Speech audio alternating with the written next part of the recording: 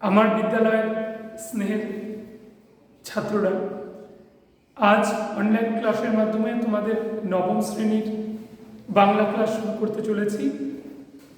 সেই ক্লাসটি হলো তোমাদের যে দ্রুত পঠনের বই রয়েছে প্রফেসর শঙ্কু ডায়েরি, তার প্রথম গল্প বোমযাত্রীর ডায়েরি। এটি আমি শ্রেণীকক্ষে 3 পাতার প্রথম অবধি পড়িয়েছিলাম। আজ যে অবধি পড়িয়েছিলাম তারপর থেকে শুরু করছি। কিছুটা পূর্ব কথা বলে নিই। আমাদের এই প্রফেসর শঙ্কু ডায়েরির রচয়িতা সত্যজিৎ রায় বললেই আমাদের চোখে ভেসে আসে সিনেমা পরিচালক, বিখ্যাত চলচ্চিত্র পরিচালক, সেই গুণী মানুষটির কথা যার হাত দিয়ে বিভূতিভূষণের অমর সৃষ্টি, পথের পাঁচালী উপন্যাসের চলচ্চিত্রায়ন হয়েছিল এবং সারা বিশ্বে সমাদৃত হয়েছিল, পুরস্কার পেয়েছিল। এবং আমরা যে অস্কার পরিচালককে পেয়েছিলাম তার শুরুটা হয়েছিল পথের পাঁচালীর মধ্য দিয়ে। কিন্তু আনন্দের বিষয়, বা আমাদের অনেকে আমরা জানি না যে সত্যজিৎ রায় শুধু যদি লেখালেখি করতেন তাহলেও তিনি সমান বিখ্যাত হতে পারতেন। তাদের যদি বংশ তালিকাটা আমরা দেখি, তার পিতা ছিলেন সুকুমার রায়, তার পিতা অর্থাৎ সত্যজিৎ রায় ঠাকুরদাদা উপেন্দ্র কিশোর রায়চৌধুরী। এমন বংশে যার জন্ম, তার রক্তে সাহিত্য প্রতিভা সহজাত ছিল। সেই সাহিত্য প্রতিভারই একটা বড় সৃষ্টি কল্পবিজ্ঞানের গল্প অবলম্বনে চরিত্র প্রফেসর শঙ্কু। আমরা প্রথম দিন খানিকটা আলোচনা করেছিলাম, আজ সরাসরি দ্বিতীয় দিনের ক্লাসে চলে যাচ্ছি, অর্থাৎ অনলাইনের প্রথম ক্লাস। ডায়েরি যেটা পাওয়া গিয়েছিল, লাল ডায়েরি প্রফেসর শঙ্কুর, সেই ডায়েরির প্রথম পাতায় ছিল 1 জানুয়ারি, এবং 1 জানুয়ারির একটা লাইন ছিল যে আজ দিনের শুরুতেই একটা বিশ্রী কাণ্ড ঘটে গেল। যে লাইনটা বললাম, তোমরা এই লাইনটা মনের মধ্যে গেঁথে নাও, তোমাদের সামনে খাতা পেন রেডি রাখবে এবং প্রফেসর শঙ্কুর টেক্সট বুক, এই লাইনটা তোমরা দাগিয়ে নেবে। 3 পাতায় রয়েছে, আজ দিনের শুরুতে একটা বিশ্রী কাণ্ড ঘটে গেল। প্রশ্নটা কিভাবে আসতে পারে? বিশ্রী কাণ্ড ঘটে গেল কার দ্বারা? কার জীবনে বিশ্রী কাণ্ড নেমে আসলো এবং বিশ্রী কাণ্ডটা কি? তোমাদের পার্ট বাই পার্ট আমি বলছি। প্রফেসর শঙ্কু তিনি প্রতিদিন শরীরচর্চার জন্য তিনি সকালে নদীর ধারে হাঁটতে বেরোন। এটা অত্যন্ত সুঅভ্যাস, তোমরাও ছোটবেলা থেকে এটা বজায় রাখবে। তো নদীর ধারে তিনি হাঁটতে গেছেন, হাঁটার পর তিনি ফিরেছেন ঘরে। এবার ঘরে ফিরে তিনি একটা বিশ্রী ধরনের বিদ্যুৎ চেহারা একটা লোক দেখে চিৎকার দিয়ে উঠেছেন, এই লোকটাকে, এইরকম কারো চেহারা হয়? তিনি যখন বিস্ময় এবং ভয়ে আতঙ্কিত, সেই সময় ভালো করে তাকিয়ে দেখেন যে লোকটাকে দেখে তিনি ভয় পেয়েছেন সেটা অন্য কেউ নয়, তারই ছবি। অর্থাৎ অনেক দিন পর তিনি আয়না দেখেছেন। তার আয়না দেখার প্রয়োজন হয় না, কারণ তিনি স্নান টান করে চুলও আসলেন, আর পোশাক যা পরে তা মোটামুটি 1-2টোই আছে। তাহলে কি হলো? তার আয়নায় একটা ক্যালেন্ডার লাগানো থাকে। গতকাল শেষ হয়েছে 31শে ডিসেম্বর, বছর শেষ। তার বিশ্বস্ত চাকর প্রহ্লাদ কি করেছে, সেই ক্যালেন্ডারটা নামিয়ে নিয়েছে সেখান থেকে। কেন নামিয়েছে? অবশ্যই তোমরা জানো যে 1 জানুয়ারি আবার নতুন বছর শুরু হবে, নতুন ক্যালেন্ডার, নতুন জীবন। শুধু সেই ক্যালেন্ডারটা লাগাতে প্রহ্লাদ ভুলে গেছে। এবার সামান্য ভুল কত বড় বিপর্যয়, ঘটনা কত বড় বিশ্রী ঘটনা। তারপরে তো তিনি ঠিক করলেন যে প্রহ্লাদ তার 27 বছরের চাকর, তার একেবারে ছায়া সঙ্গী, সে কি করে এই ভুলটা করে। এবার শাস্তি তো দিতে হবে। একদিকে তিনি শাস্তি দেবেন, অপরদিকে প্রফেসর শঙ্কু অত্যন্ত নরম মনে, তাই নিত্য নতুন তিনি আবিষ্কার যেমন করেন, সেই আবিষ্কারের মধ্যে কিছু শাস্তি দানের পদ্ধতিও থাকে। তিনি নতুন আবিষ্কার করেছেন স্নাপগান, অর্থাৎ নস্যাস্তি। তার মধ্যে নস্যি ভরা থাকবে। নস্যি এক ধরনের পাউডার, তোমরা কেউ দেখোনি, তোমরা এখন যারা 9-এ পড়ো, নস্যি কেউ দেখোনি। তোমাদের যদি খুব ভাগ্য ভালো হয়, তোমাদের যাদের বাড়িতে ঠাকুরদা রয়েছে, দাদু রয়েছে, ঠাকুমা রয়েছে, তাদের তোমরা বলবে যে ঠাকুমা বা দাদু, নস্যি বিষয়টা কি? আমাদের তো পড়ার বইতে আছে। দেখবে তারা বলে দেবে। কারো কারো বাড়িতে সেই কৌটোটা থাকলেও থাকতে পারে। পরবর্তী যখন ক্লাস শুরু হবে, আমি চাইব তোমার ঠাকুরদাকে সঙ্গে নিয়ে আসবে নস্যির কৌটো। তোমার ঠাকুরদাকে দিয়ে আমরা সবাইকে দেখাবো যে নস্যির কৌটো কেমন হয়। সেটা এক ধরনের পাউডার, আমরা বলি না নস্যি কালার, অ্যাকচুয়ালি সেখান থেকেই কালারটা এসছে। তো সেই পাউডারটা নাকের মধ্যে দিলে প্রচণ্ড হাঁচি হয়। তো বন্দুকে সেই পাউডারটা ভরা আছে, এবার বন্দুকটা যেই চালিয়েছে একেবারে নাক বরাবর প্রহ্লাদ, এবার ভৃত্য প্রহ্লাদ হাসতে শুরু করেছে। সকালবেলার ঘটনা, রাত্রি 11টা অব্দি হেঁচে যাচ্ছে। এবং প্রফেসর শঙ্কু তিনি যেটা আবিষ্কার করেন, তিনি যেটা ধারণা করেন, তার আবিষ্কারটা তার চেয়েও বেশি পারফেক্ট হয়। তো তার বিশ্বাস যে 33 ঘন্টার আগে এই প্রহ্লাদের হাঁচি থামবে না এবং প্রহ্লাদ আর কোনো ভুল করবে না বলে আমাদের প্রত্যেকেরই মনে হয়। এটা 1 জানুয়ারি 1-5 প্রশ্ন, অত্যন্ত গুরুত্বপূর্ণ, এবং এখান থেকে 4-5টা একের প্রশ্ন হবে। প্রশ্নগুলো আমি ছোট ছোট করে ধরবো। যেমন আমি তোমাকে বলতে পারি, তিনি কোথায় মর্নিং ওয়াক করতে গিয়েছিলেন? উত্তর, নদীর ধারে। এবার তিনি ফিরে এসে ঘরে কি দেখেছিলেন? প্রথম একটা মানুষকে দেখে ভয় পেয়েছিলেন। মানুষটা কি সত্যি ছিল না ওটা একটা আয়না ছিল? আয়না তিনি দেখেননি কেন? কারণ তিনি চুলো আসলাম না আর জামা কাপড় তার 1-2টোই, তাই আয়নার প্রয়োজন নেই। আয়নাটা তিনি কেমন করে দেখলেন? যেহেতু ক্যালেন্ডার লাগানো থাকতো, 31শে ডিসেম্বর সেই ক্যালেন্ডারটা প্রহ্লাদ নামিয়ে দিয়েছেন, তার ফলে সেই ক্যালেন্ডারটা সরে গিয়ে তাকে তিনি দেখতে পেয়েছেন। এই রকমের প্রশ্ন। এবং আমি বলবো তোমাদের বইটা রুল দিয়ে দেখাবে, পেন দিয়ে নয়, দাগিয়ে দাগিয়ে প্রশ্নগুলো নিজেরা তৈরি করবে, MCQ, SCQ এবং 3 ও 5 প্রশ্ন। এবারে আসি আমি 4 পাতা 2রা জানুয়ারি, যেখানে বলা হচ্ছে যে প্রফেসর শঙ্কু বোমযাত্রী ডায়েরিতে তিনি রকেট তৈরি করছেন, কারণ তিনি মঙ্গল যাত্রা করবেন। আর এই মঙ্গল যাত্রা সত্যি যাতে মঙ্গলময় হয়, কোনো অমঙ্গলের ছায়া যাতে না পড়ে, তার জন্য তিনি সজাগ ছিলেন। কিন্তু মনে রাখবেন, সজাগ আমি থাকলে হবে না, আমার আশেপাশের জনকেও সজাগ থাকতে হবে।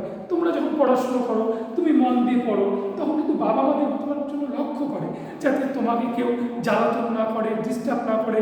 তোমার জল পিপাসা পেলে জলের বোতল বা গ্লাসটা সামনে এগিয়ে দেয়। কেন তারা করে? যাতে তুমি নির্বিঘ্নে বাধাহীনভাবে পড়াশোনা করতে পারো, জীবন উন্নতি করতে পারো। তাদের কিন্তু একমাত্র চাওয়া বলতে এটাই। তো ঠিকই সেই রকম প্রফেসর শঙ্কু চেয়েছেন যে তিনি মঙ্গল যাত্রা করবেন, কিন্তু অমঙ্গল নেমে এলো কীভাবে? প্রহ্লাদ কি বলেছিল? টাইমটা ঠিক করার জন্য। এবং রকেটের টাইমিং একটা বড় ব্যাপার, যেখানে 1 সেকেন্ডে হেরফের হয়ে যায়। তোমরা টিভির পর্দাতেও দেখেছো, শ্রীহরিকোটায় যে রকেটগুলো ওঠে ঠিক একইভাবে একটা টাইম চলে। তো প্রহ্লাদকে তিনি পাঠিয়েছেন টাইমটা ঠিক করতে, কিন্তু সমস্যা হলো এটাই যে 3.5 ঘন্টা লেট করে ফেলেছে প্রহ্লাদ। তার ফলে যা হওয়ার তাই, রকেটটা উঠেছে, উঠে কিছু দূর উঠে গিয়েই গোপ করে মাটিতে পড়েছে তার প্রতিবেশীর জমিতে, খেতে, ফসলের খেতে। প্রফেসর শঙ্কুর সাংঘাতিক মন খারাপ, ভীষণ মন খারাপ, যে এত বড় একটা মিশন তার ব্যর্থ হয়ে গেল। কেন ব্যর্থ হলো তিনি তখনও বুঝতে পারেননি। প্রহ্লাদ যে ঘটনাটা ঘটিয়েছে, তিনি বিষণ্ণ মনে বসে আছে। ঠিক এই সময় হই হই করতে করতে অবিনাশবাবু এসে হাজির, তার সেই প্রতিবেশী। মনে রাখবে, প্রতিবেশী যেন খুব ভালো হয়, কারণ তোমার যে আত্মীয় স্বজন আছে তারা তোমার পাশে থাকে না, তারা দূরে থাকে। কিন্তু প্রতিবেশীর সঙ্গে সদ্ভাব থাকা উচিত, কারণ আমরা তো একা কখনো বাঁচতে পারি না। তো সেই অবিনাশবাবু ছুটে এসছে, ছুটে এসে প্রফেসর শঙ্কুকে দেখেছেন, দেখে বলছেন, শঙ্কুবাবু, আপনি আমার সর্বনাশ করে দিয়েছেন, ক্ষতি করেছেন। কি ক্ষতি করেছেন? বলছে, আপনার রকেট গিয়ে আমার জমির উপর পড়েছে এবং আমার মূলকে নষ্ট হয়ে গেছে, 500 টাকা আপনি ক্ষতিপূরণ দিন।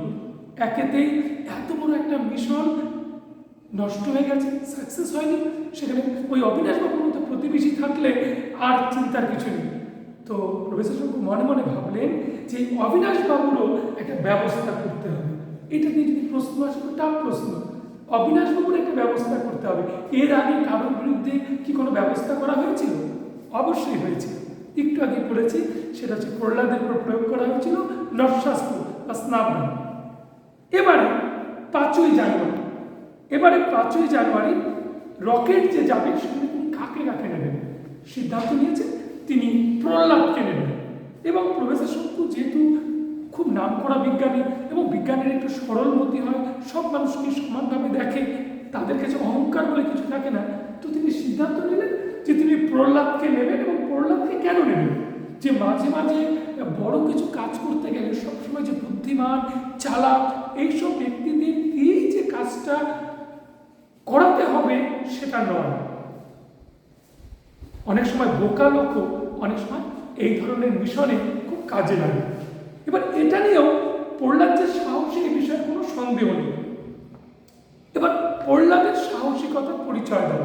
প্রহ্লাদের সাহসিকতার পরিচয়টা কি? এটা একটা 5-এর প্রশ্ন, খুব মন দিয়ে শুনুন। প্রফেসর শঙ্কুর গোটা বাড়িটাই তো একটা ল্যাবরেটরি।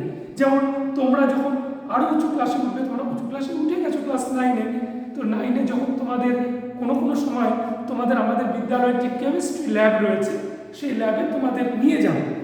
তোমরা যারা আগ্রহী তারা আমাদের যিনি কেমিস্ট্রি স্যার আছেন তার বলবে তোমরা যে আমাদের ওই ল্যাব দেখানো হোক। সেখানে দেখবে টেবিলের উপর প্রচুর রসায়ন বিভাগের প্রচুর শিশি, কোনো টিউব সব রাখা আছে, বিভিন্ন কেমিক্যাল রাখা আছে। তো তেমনি প্রফেসর শঙ্কুর টেবিলেও অনেক রকম কেমিক্যাল ছিল। এবার কেমিক্যাল কি ছিল? দুটো ছিল। একটা ছিল হচ্ছে বাইকার্বনিক অ্যাসিড আর প্যারাডক্সিল পাউডার, এই 2 ধরনের কেমিক্যাল ছিল। এবার এই 2 ধরনের কেমিক্যাল টেবিলের 2 পাশে ছিল। কি কি ছিল বললাম? তোমরা বইয়ে দাগাবে, বইয়ের পাতার 4 পাতায় যেখানে আছে 5ই জানুয়ারি, 5ই জানুয়ারির 2য় প্যারায় তোমরা পাবে বাইকার্বনিক অ্যাসিড আর একটা পাবে প্যারাডক্সিল পাউডার। এটা টেবিলের 2 পাশে ছিল। এবার টেবিলে তো থাকতেই পারে, একজন রসায়নবিদের, রসায়নের একজন বিজ্ঞানীর এটা তো মাস্ট থাকবে। এবার যে বিল্ডিংটা সেটা ছিল পুরনো এবং কড়িকাঠ ছিল। কড়িকাঠ কি? পুরনো দিনের বিল্ডিংয়ে এরকম কড়িকাঠ থাকে। এবার সেখান থেকে একটা টিকটিকি পড়ে গেছে। এবার টিকটিকি পড়ার কারণে সমস্যা কি হয়েছে? টিকটিকটা পড়েছে, পড়ে ওই অ্যাসিডের উপর পড়েছে। এবার অ্যাসিডটা তো গড়িয়ে গড়িয়ে সেই পাউডারের দিকে যাচ্ছে। সাংঘাতিক কিছু বিপর্যয় ঘটে যাবে। তিনি ভয় পেয়ে যাচ্ছে। বিপর্যয়টা কতটা হবে? খুব ভয় পাচ্ছে। এই মুহূর্তে বিস্ফোরণ হলে বলে তার হাত পা কাঁপছে। এর মধ্যেই ঘরে ঢুকেছে প্রহ্লাদ। প্রহ্লাদের ঘরে ছিল একটা গামছা। এইবারে এই গামছা নিয়ে প্রহ্লাদ হেসে যেভাবে চায়ের টেবিলে বেয়ারারা টেবিলটা মুছে দেয়, ঠিক সেইভাবে অ্যাসিডটা গামছা দিয়ে মুছে দিয়েছে। আর 5 সেকেন্ড দেরি হলে প্রফেসর শঙ্কু নিজে তার ল্যাবরেটরি বিদূষকের কথা পরবর্তী ক্লাসে তোমাদের বলবো, তোমরা মন দিয়ে শুনবে। তার প্রহ্লাদ এবং টিকটিকি সবই কিন্তু কিছুই থাকতো না, বিস্ফোরণে সব শেষ হয়ে যেত। তাই প্রফেসর শঙ্কু সেদিন থেকে সিদ্ধান্ত নিয়েছে তার মিশনের যে কয়েকজন সঙ্গী হবে তার অন্যতম সঙ্গী হবে প্রহ্লাদ। এটা একটা তোমাদের 5-এর প্রশ্ন, কেন তিনি প্রহ্লাদকে সাথে নিয়েছেন। আচ্ছা, মোট 20 মণ ওজনের জিনিস নেওয়া যাবে রকেটে, সব মিলিয়ে তিনি পরিকল্পনা করছেন যে 20 মণ। প্রহ্লাদ হচ্ছে 2 মণ 700, আমি অর্থাৎ প্রফেসর শঙ্কু 1 মণ 1100, বিদূষকর তার যন্ত্র রোবট সে হচ্ছে 5 মণ, আর জিনিসপত্র মিলে 5 মণ। আর রকেটে যেহেতু 20 মণ যাওয়া যাবে তার কমেই আছে। এইভাবে প্রফেসর শঙ্কু তার রকেটে যারা যারা যাবে এবং কী পরিমাণ ওজন যাবে তার পরিকল্পনা একেবারে সুন্দরভাবে করে ফেলেছে। আজকের পড়া আমাদের এই পর্যন্তই। শুধু তোমাদের আমি ফিরে বলি কি পড়ালাম। আমি আজকে 3 পাতা থেকে শুরু করেছি। 1 জানুয়ারি ডায়েরির প্রথম দিন, যেখানে মর্নিং ওয়াক সেরেই তিনি নিজের চেহারা থেকে ভয় পেয়েছেন এবং সেখানে নরশাস্ত্রের কথা আছে। 1, 2 পড়িয়েছি 2রা জানুয়ারি, যেখানে রকেটটা 3.5 ঘন্টা লেটের জন্য অবিনাশবাবুর মূলর খেতে পড়ে গেছে এবং তিনি সহানুভূতির বদলে 500 টাকা চেয়েছেন ক্ষতিপূরণ। আর 5ই জানুয়ারি, যেখানে প্রহ্লাদকে তিনি কেন সঙ্গে নেবেন তার যুক্তি তিনি দেখিয়েছেন এবং তিনি বিশ্বাস করেন সমস্ত মিশনে, সমস্ত বড় কাজে সবসময় যে বুদ্ধিমান লোক দিয়ে হয় তা নয়, মাঝে মাঝে বোকাদেরও কাজে লাগে। এই যে ক্লাসে তোমরা আমার পড়া শুনছো, সবাইকে সমান পড়াশোনায়, কেউ অত্যন্ত মেধাবী, কেউ মাঝারি মেধাবী, কেউ পড়াশোনায় অমনোযোগী। আমরা প্রত্যেককে নিয়েই স্কুলে চলবো। শুধু তোমাদের বলি তোমরা মন দিয়ে ক্লাসগুলো করবে। আজকের পড়া এই পর্যন্ত।